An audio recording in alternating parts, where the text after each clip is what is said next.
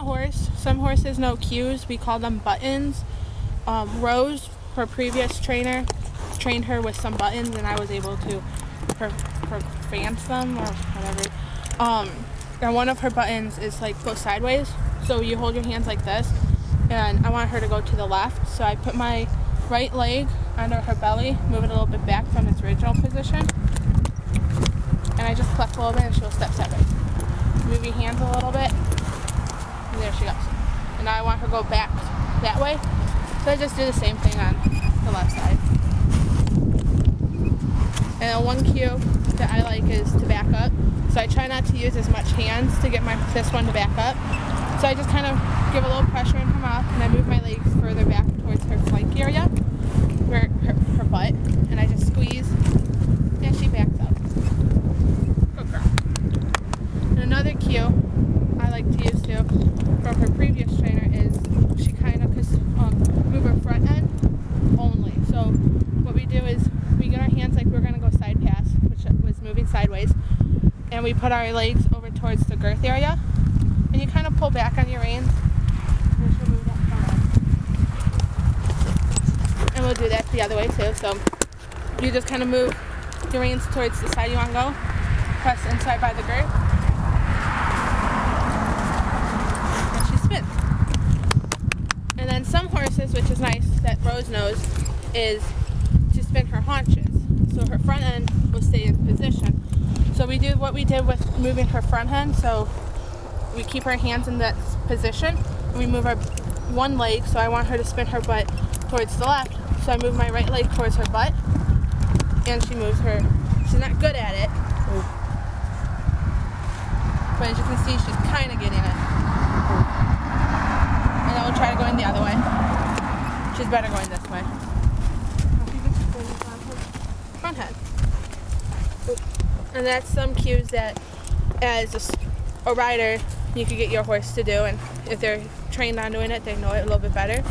And that's just one way that our partnership works, and how some of the cues and techniques in this sport go on in some other type of disciplines. It's nice when I'm barrel racing, because then I could, when she's going around the barrel, I just lift up the inside rein next to the barrel, and I squeeze with my outside leg, and I push her front end towards the barrel like that. She kind of did it, and so she's rounded, and so she holds herself and she doesn't aim, basically drop her shoulder and aim at the barrel. And then some other disciplines like reining, you run really fast, you gallop, then you say whoa, and your horse slides its butt underneath them, and then they move their legs slightly back, not as dramatic as I did, and their horse goes backwards really fast. And they also do spins, so the spins I had her do like that, they do it a lot faster and a lot better, and that's just how some of these buttons work on other disciplines in the sport. In the summer, we do practice shows with my trainer at home, and we literally start at 6 o'clock in the morning and go till 7 o'clock at night. Otherwise, I just go out and I brush them. I bond with them, brushing, and then I tack them up, and I go decide what I'm going to do that day. So if I want to do flat stuff, I go around the rail with her. Every other day is a barrel day, so I would just brush her, bond with her, and then warm her up, and we go run barrels. What me and Rose do is barrel racing. It's a speed event. Okay. And we get clocked on our time. That's what we're judged on. My other horses, they don't do speed events, and they do more like pleasure events, and that's just a different classification of the sport. The last show we ran in, we got 6th place, and I believe that was about a 15-something second score, so pretty fast.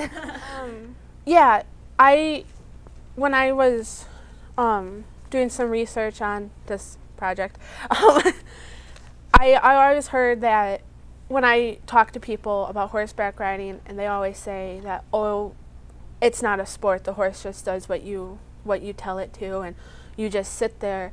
I kind of laugh in a little bit in my head, but not out in front of them, and I just try to throw some statistics out to them. And actually, at one website, if you go to thetop10s.com, horseback riding is actually linked to one of the most dangerous sport in the world, because there's a lot of fatalities and a lot of injuries that go involved with it, and you have to be mentally and physically fit in order to ride and show a horse. And if you look into it, the U.S. has a 70% fatality rate involving head injuries while riding a horse. So it's basically just as dangerous for your head as it is if you were out in the football field and you were about to tackle somebody. We need to protect everything we have. And somebody I follow in the barrel horse world, actually, she never wore a helmet before this incident, and she was riding a young horse and got thrown off of the horse and broke her vertebrae and her back, and she had a 2% survival rate just in general, and 0.4% just to ever get on a horse again. And a couple years later, here she is being the NFR top barrel horse racer in the world. She's training and showing colts. She's showing her own horse. She's been to the NFR. She's won grand champion in all these barrel shows. So it just goes to show just like how dangerous this sport could go, and why helmets are so necessary when you show and ride. Just if you're gonna get on the horse's back, you should probably wear a helmet.